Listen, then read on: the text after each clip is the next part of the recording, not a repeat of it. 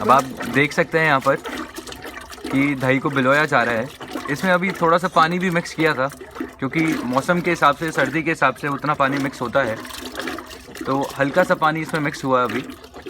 और अब आप देख सकते हैं कि दही को बहुत ही अच्छी तरह से मथा जा रहा है। और मथने का तरीका देखिए आप कि जो मथनी है ये दोनों तरफ घूमती है, एक तरफ भी और दूसरी तरफ भी।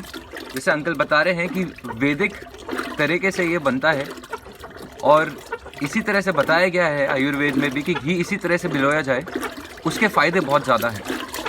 अब इस दही के पीछे भी एक बहुत बड़ा कारण ये है कि जो गायें हैं वो गायें जंगल की जड़ी बूटियाँ अगर चरती हैं तो उस घी का जो फ़ायदा होता है वो सारे घी से ऊपर होता है। आज आप जाते हैं और आपको डॉक्टर मना करते हैं कि आप घी मत खाइए, घी मत लीजिए। वो इसलिए मना करते हैं क्योंकि एक तो उन्हें इतनी नॉलेज नहीं है कि किस तरह से घी बनना चाहिए, और दूसरी चीज़ आज जो भी घी मिल रहा है मार्केट में वो या तो भैंस का मिल रहा है या विदेशी गाय का मिल रहा है या फिर मिलावट वाला घी मिल रहा है, तो उस घी के कभी फ़ायदे होंगे ही नहीं।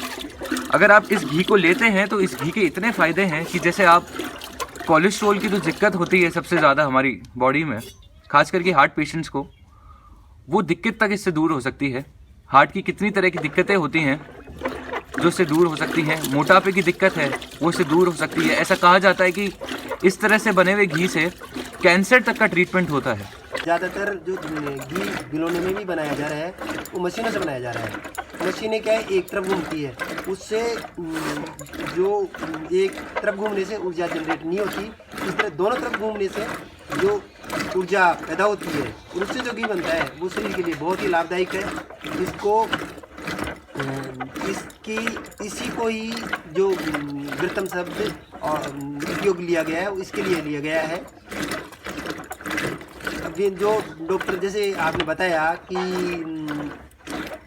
ये डॉक्टर लगभग 40 की उम्र के बाद में मना करते हैं कि भाई घी नहीं खाना चाहिए, जबकि वास्तविकता यह है कि इस वैदिक पद्धति से बनाया हुआ घी आप 80-90 साल तक देखिए, जब तक कि उसकी 100 वर्ष पूरे नहीं हो जाते तब तक खाए, उसके कोई दिक्कत नहीं होगी। नहीं तो उसके अगर वो घी नहीं खाएगा तो ये ज़रूर है कि उसके घुटनों का रिप्लेसमेंट 50 साल में हो जाएगा।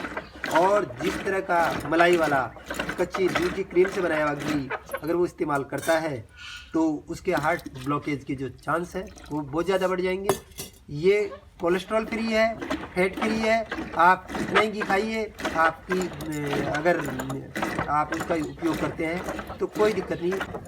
तो जिस तरह से जो वात की दिक्कत, जिसको आयुर्वेद में सूखापन कहा गया है, उसकी दिक्कत इस मौसम में बहुत ज़्यादा बढ़ जाती है, बहुत ही अधिक हो जाती है। और उसके कारण आज शरीर में कम से कम 60% जो बीमारियां हैं वो इस वात के कारण है।